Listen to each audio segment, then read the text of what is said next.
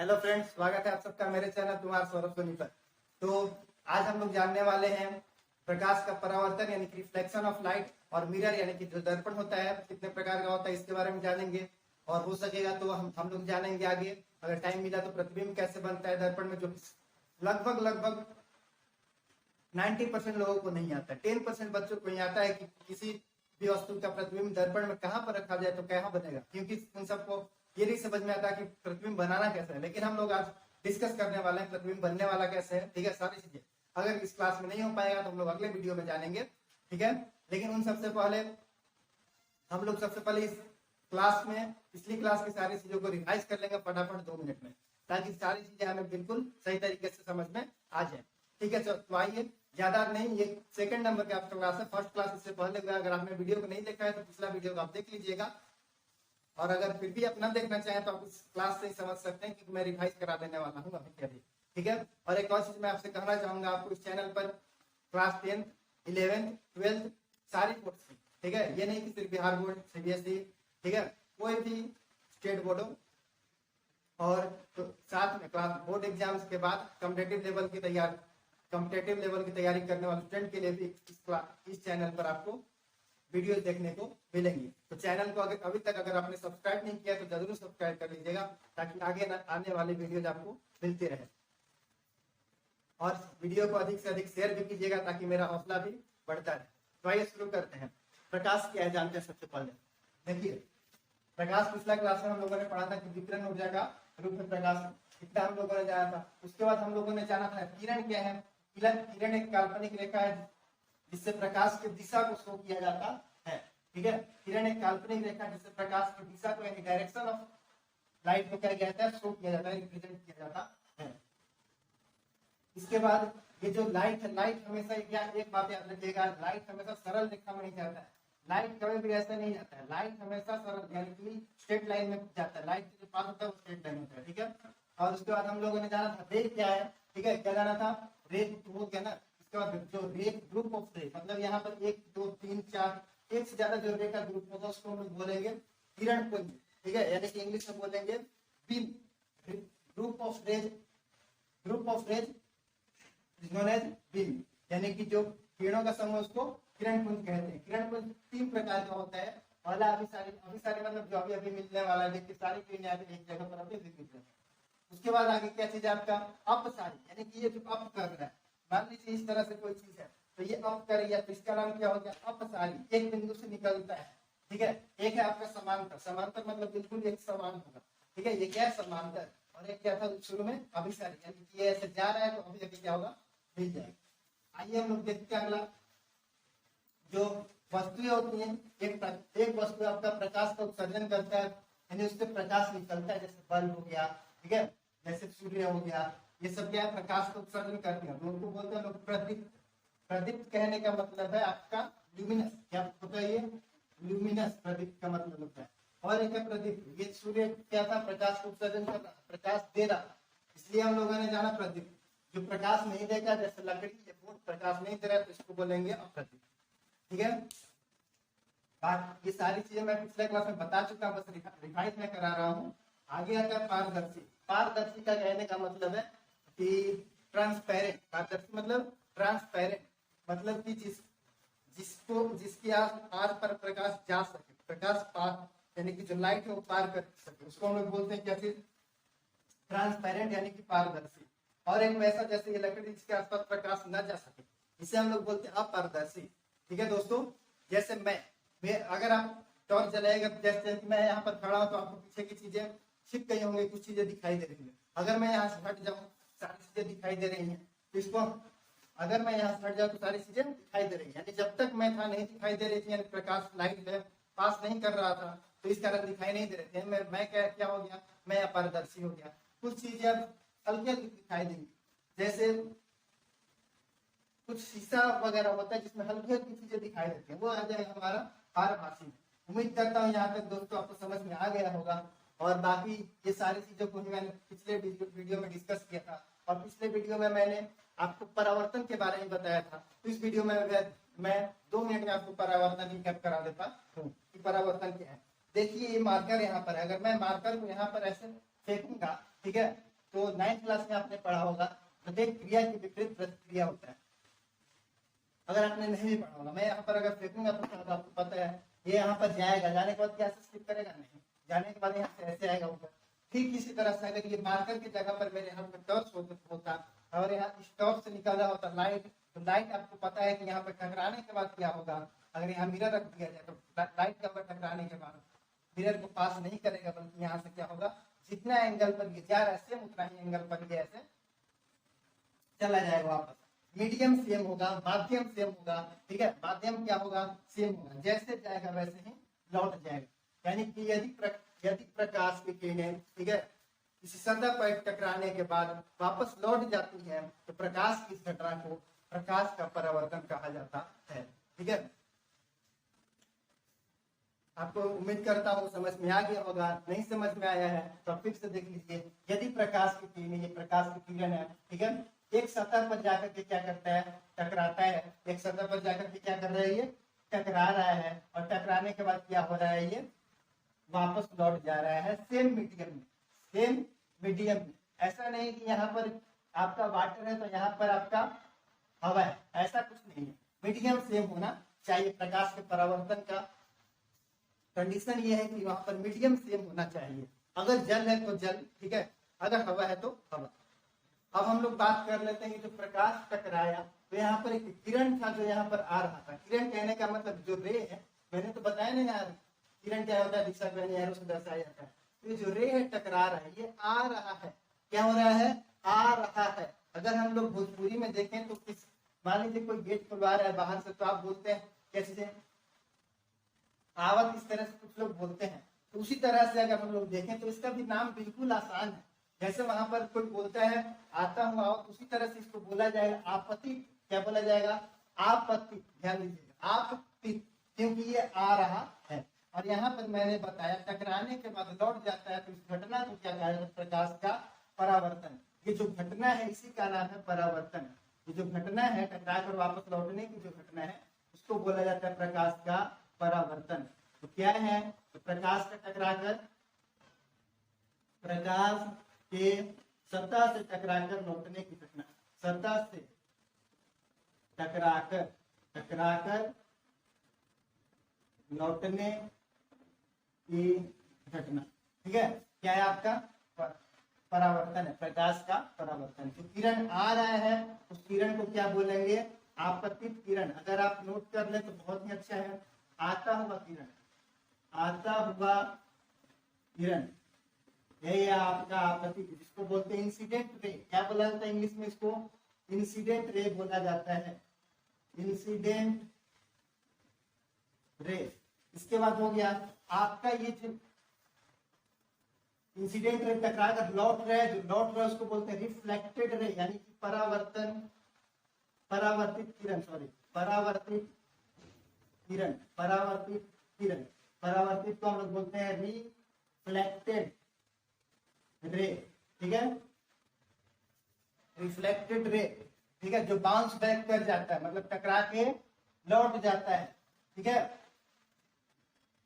टकराने के बाद जो किरण, टकराने के बाद का जो किरण है उसको क्या बोलते हैं, परावर्तित किरण। अब हम लोग एक इमेजिनरी लाइन हम लोग इस पर ड्रॉ करते हैं, जिसको कि हम लोग बोलते हैं अभिलंब। जिस बिंदु पर टकराता है उसको बोलते हैं, उसको क्या चीज बोलते हैं हम लोग, आपतन बिंदु। क्या बोलते हैं, पॉइंट ऑफ इंसिडेंस, यानी कि आपतन बिंदु। आपतन बिंदु टकराएगा ना किसी बिंदु पर। अगर ये है हमारे पास मार्कर, अगर ये मार्कर यहाँ जा रहा है तो टकराएगा, तो इस बिंदु को हम क्या बोलेंगे, आपतन बिंदु। क्योंकि आओ ये आपतन बिंदु क्या बोलता है, किरण आओ और इस पर टकराओ। क्या बोलता है, आपतन बिंदु बोलता है किरण आओ और इस पर टकराओ। तो इसका नाम क्या है, आपतन बिंदु, यानी कि point of incidence, point of incidence. ठीक है, जिस बिंदु पर प्रकाश की किरणें आकर टकराती है, ठीक है, उसको क्या बोलते हैं हम लोग, आपतन बिंदु। तो ये सारी चीजें हो गई। अब हम लोग आगे देखेंगे क्या चीज, कि आपतन कोण, और उससे पहले एक और चीज है अभिलंब। क्या है, अभिलंब, जिसको कि हम लोग नॉर्मल बोलते हैं। ये नॉर्मल क्या है, तो ये आपका परपेंडिकुलर टू दी सरफेस। ये क्या है, परपेंडिकुलर टू दी सरफेस, मतलब कि जो सरफेस है, जो सतह है, उस पर जो लंब है उसी को हम लोग क्या चीज बोलते हैं, अभिलंब बोलते हैं। अब हम लोग बात कर रहे हैं तो इसका नाम क्या चीज है, इसका नॉर्मल, यानी कि इसका नाम क्या है, अभिलंब है। इसका इंसिडेंट रे, कहने का मतलब इसका नाम क्या चीज हो जाएगा, आपका आपतित किरण हो जाएगा। इसका रिफ्लेक्टेड रे, यानी कि इसका नाम क्या चीज हो जाएगा, आपका परावर्तित किरण। तो इतना समझ में आ गया है। एक और चीज आप लोग ध्यान दीजिएगा, इतना अगर हो गया होगा तो नोट कर लीजिएगा, स्क्रीनशॉट ले लीजिएगा, मैं भी जाने वाला हूं।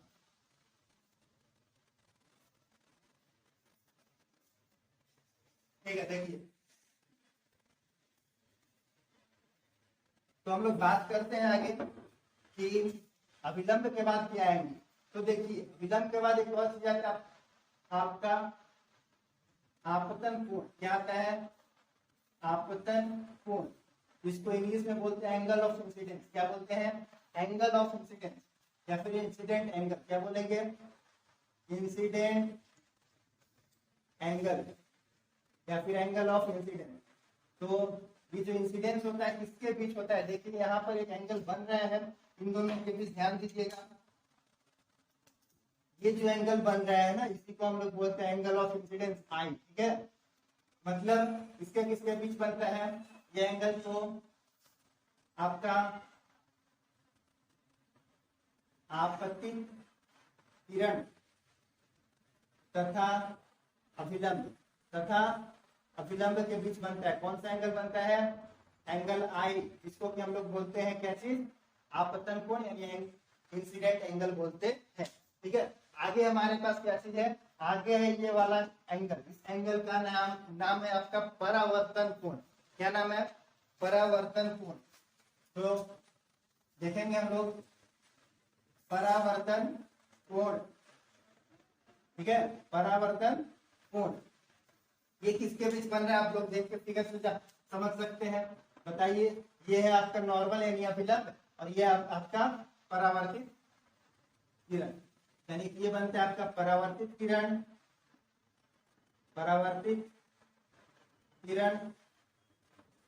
तथा अभिलंब। इसके बीच आपका क्या बनता है, एंगल आर। एंगल आर मतलब परावर्तन कोण। तो उम्मीद करता हूं आपको ये सारी चीजें समझ में आ चुकी होंगी। आगे हम लोग देखने वाले हैं, जो कि क्लास 10th के एग्जाम में और 12th के एग्जाम में काफी ज्यादा पूछता है क्वेश्चन। ठीक है, most asking question of the exam, right to law of reflection. कहने का मतलब कि प्रकाश के परावर्तन के दो नियम को लिखें, एग्जाम में हमेशा आते रहता है। आप केवल इसी क्लास से देख सकते हैं कि यहाँ पर जो एक रे है आता हुआ, ठीक है, पहला चीज अब नोट कीजिएगा इस बात को, ये आता हुआ जो रे है, आता हुआ नहीं बोलेंगे, इसको आपतित बोलेंगे। ठीक है, और ये जो टकरा के लौटने वाला रे, यानी कि कौन सा रे, ये आपका हिंदी में हो जाएगा आपतित किरण, और ये परावर्तित किरण। इंग्लिश में बोलेंगे तो रे आपका क्या आ जाएगा, ये इंसिडेंट रे, और ये क्या आ जाएगा, रिफ्लेक्टेड रे। ठीक है, रिफ्लेक्ट लिखा हूं मैं, आप पीडी वहां पे कर लीजिएगा। इंसिडेंट रे, रिफ्लेक्टेड रे, मतलब आपतित किरण और परावर्तित किरण। और इस पर खींचा गया ये जो 90 डिग्री का हमारा बन रहा है नॉर्मल। ठीक है, ये सब एक ही प्लेन पर है, आप लोग देख लीजिए एक प्लेन पर है कि नहीं है, तीनों का तीनों एक प्लेन पर है। ठीक है, मेरे पास 3 मार्कर है, यहाँ पर रे हो गया, ये तीनों क्या है, एक ही प्लेन पर है। तो बस यही चीज लिखा हुआ है। ठीक है, मतलब आप लोग नोट कीजिएगा, इसका पहला नियम क्या चीज है। ठीक है, लॉ ऑफ रिफ्लेक्शन, क्या चीज हम लोग जानने वाले हैं अभी, परावर्तन का नियम। परावर्तन का नियम, बहुत सारी चीजें आपको इस क्लास में सीखने को मिलेंगी दोस्तों, देखते रहिएगा, बस वीडियो को ज्यादा से ज्यादा शेयर कीजिएगा। तो ये परावर्तन का नियम हमारा आता है क्या क्या, आपतित किरण। ठीक है, 3 पॉइंट, आपतित किरण, ध्यान दीजिएगा बात को, आपतित किरण, उसके बाद परावर्तित किरण, क्या चीज, आपतित किरण, परावर्तित किरण, और आपतन बिंदु पर खींचा गया अभिलंब। आपतन बिंदु पर खींचा गया अभिलंब।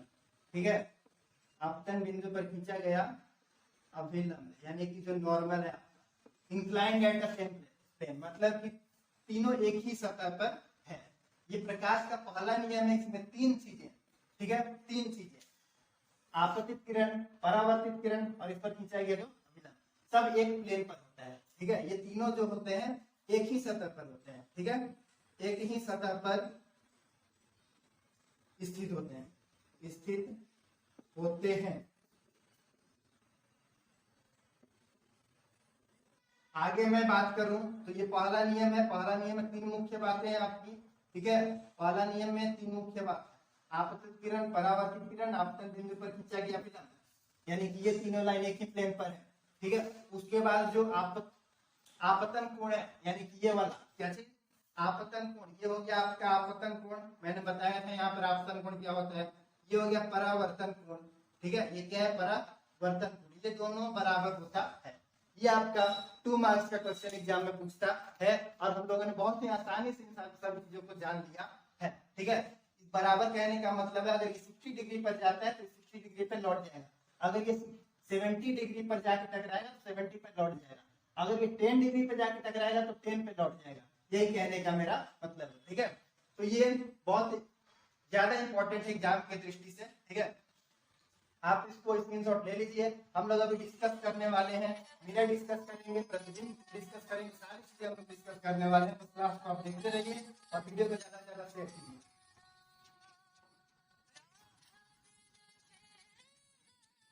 ठीक है, चलिए मिटा देता हूं मैं इसको, ताकि हम लोग आगे देख पाए। ठीक है, तो देखिए एक और चीज हम लोग अब जानने वाले क्या चीज है। सबसे पहले तो हम लोग जानेंगे कि दोस्तों मिरर के बारे में जान लेते हैं कि मिरर क्या होता है। ठीक है, क्या जानते हैं हम लोग, मिरर जो आप लोग फेस देखते हैं ना आईना में, वो वाला मिरर, वो भी एक मिरर है। ठीक है, लेकिन मैं वो नॉर्मल सा मिरर है, मैं उसका बात नहीं कर रहा हूँ। ठीक है, मैं बात कर रहा हूँ यहाँ पर दर्पण वाला मिरर का। वो भी तो दर्पण ही है कि नहीं। आप भी बोलेंगे अजीब बात कर रहे हैं सर, मिरर तो वो भी है। ठीक है, तो हम लोग देख लेते हैं मिरर कितना होता है। और जो आपको दिखाई देता है कि आपका जो फोटो है सामने मिरर में, वो आपका फोटो या क्या है। सबसे पहले हम उसी के बारे में बात कर लेते हैं। तो आपका फोटो नहीं, उसको हम लोग बोलते हैं प्रतिबिंब। क्या बोलते हैं, प्रतिबिंब। जैसे आपका मोबाइल के गैलरी में इमेज होता है ना, उसी तरह से सेम इमेज वहां पर बनता है, इसको हम प्रतिबिंब बोलते हैं। वो बनता कैसे है सर, तो अभी आपने देखा कि एक पॉइंट से क्या हुआ, एक रे आया और उस पॉइंट से टकरा करके लौट गया। लेकिन लौटने के बाद वो जिस बिंदु पर मिलेगा, ध्यान दीजिएगा दोस्तों, लौटने के बाद, ठीक है, टकरा करके मतलब लौटते हुए, यानी प्रकाश का परावर्तन होने के बाद किरणें जिस बिंदु पर मिलेंगी, किरणें जिस बिंदु पर मिलेंगी, ठीक है, वेयर रेज मीट्स, ठीक है, वेयर रेज मीट्स मतलब जहां किरणें मिलेंगी उस बिंदु को हम लोग बोलते हैं, उस बिंदु पर बनने वाला होता है प्रतिबिंब। ठीक है, उस बिंदु पर क्या बनता है, प्रतिबिंब बनता है। तो प्रतिबिंब मैं समझता हूँ आपको क्लियर हो चुका होगा, नहीं तो एक बार और सुन लीजिए। प्रकाश के परावर्तन के बाद किरणें जिस बिंदु पर टकराती हैं या टकराती हुई प्रतीत होती हैं, उस बिंदु पर जो बनता है उसको क्या बोलते हैं हम लोग, प्रतिबिंब बोलते हैं। यानी कि टकराने के बाद, ठीक है, किरणें जब मिलती हैं तो प्रतिबिंब हमारा बनता है। जैसे मैं यहाँ पर हूँ, अगर यहाँ पर मैं आईना रख दूं, आईना में अगर जहां पर हमसे लाइट होकर गुजर रहा है पहले, ठीक है, वो जहां पर मिलेगा लाइट, वहां पर मेरा प्रतिबिंब बनेगा। जितना दूरी पर मिलेगा उतना दूरी पर मेरा प्रतिबिंब बनेगा। तो इस प्रतिबिंब के बनने के बाद अब हम लोग आते हैं एक और चीज की, प्रतिबिंब किस पर प्रतिबिंब को प्राप्त किया जा सकता है, पर्दे पर देखा जा सकता है, किस प्रतिबिंब को नहीं देखा जा सकता है। तो प्रतिबिंब दो प्रकार की होती है। पहला है वास्तविक, वास्तविक मतलब जो रियल में हो, ठीक, और एक है हमारा आभासी। आभासी मतलब आभास हो, जिसका कल्पना किया जा सकता है। ठीक है, रियलिटी में होता नहीं है, सिर्फ हम लोग कल्पना कर सकते हैं। ठीक है, जैसे कि स्वर्ग हम लोग सोच सकते हैं स्वर्ग। अब रियलिटी में जाने के बाद यहाँ पर कौन आएगा बताने के लिए, है कि नहीं। तो हम लोग सोच सकते हैं, ठीक है, स्वर्ग के बारे में। अब ये थॉट कहाँ से है मुझे तो पता नहीं, ठीक है, पता नहीं कौन से वो महान इंसान थे जिन्होंने स्वर्ग जो कि स्वर्ग है और आगे के बता स्वर्ग में ही ये चीजें होती है। तो वो लोग हम लोग कल्पना कर सकते हैं, किसने बता दिया कल्पना कर रहे हैं। लेकिन यहाँ पर ऐसा होता है, लगती है कि जाकर हम फिगर बनाएंगे तो उससे पता चला है कि जी सर वहीं पर मिल रहा है स्वर्ग। तो खैर हम लोगों ने नहीं पता है, लेकिन ये हम लोग पता कर सकते हैं। तो आइए डिस्कस करते हैं। पहला क्या था, रियल यानी कि वास्तविक प्रतिबिंब। दूसरा क्या था, इमेजिनरी यानी काल्पनिक प्रतिबिंब। ठीक है, एक और चीज मैं आपको बता दूं, बहुत सारे लोग कंफ्यूजन हो सकता है। मैं अभी आपको बता दूं, ये जो वास्तविक प्रतिबिंब है, कैसा प्रतिबिंब, वास्तविक प्रतिबिंब हमेशा उल्टा बनता है, और जो काल्पनिक प्रतिबिंब है यानी कि आभासी, जिसका आभास होता है सर, जिसका आभास होता है, बोल रहा है सी, क्या बोल रहा है सी फोर सीधा, ठीक है, नाम में छिपा। आभासी कैसा बनेगा, सीधा बनेगा, वास्तविक कैसा बनेगा, उल्टा बनेगा, ठीक है, आभासी सीधा बनेगा, वास्तविक उल्टा बनेगा। अब बोलिए जब यहाँ पर सी से बता दिए सीधा, तो यहाँ भी बता दीजिए कुछ।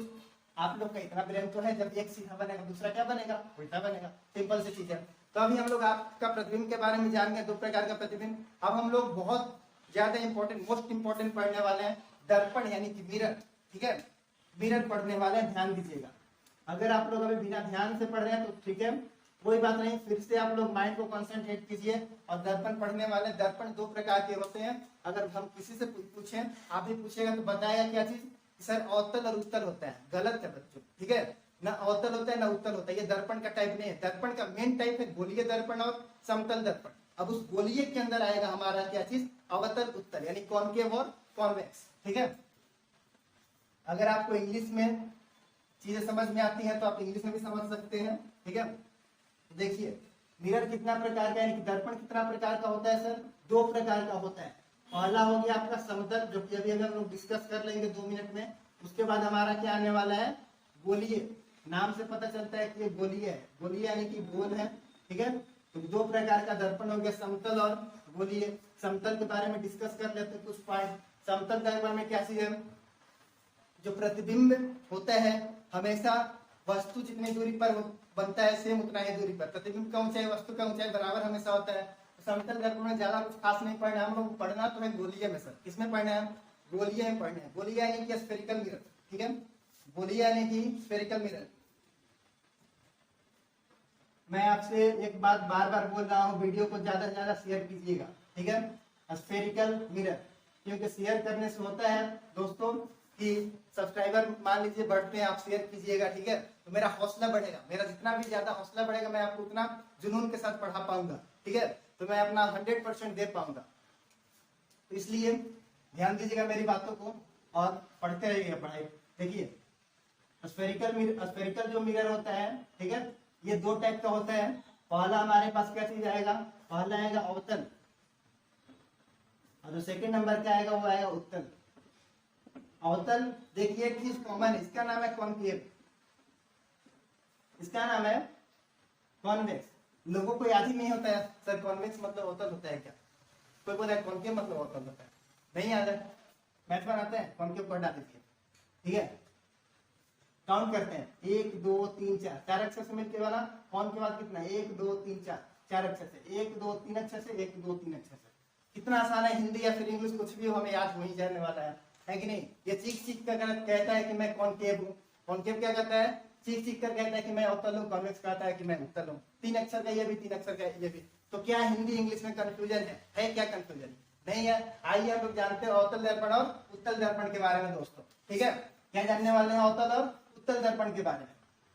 देखिए मैं आपको एक और चीज बता दूं, अभी हम लोग प्रतिबिंब बनाना सीखने वाले हैं। क्या सीखने वाले हैं, प्रतिबिंब बनाना सीखने वाले हैं, ठीक है। और ये प्रतिबिंब बनाना सीखेंगे उससे पहले तो हम लोग गोलीय दर्पण इसको अच्छा से डिस्कस कर लेते हैं।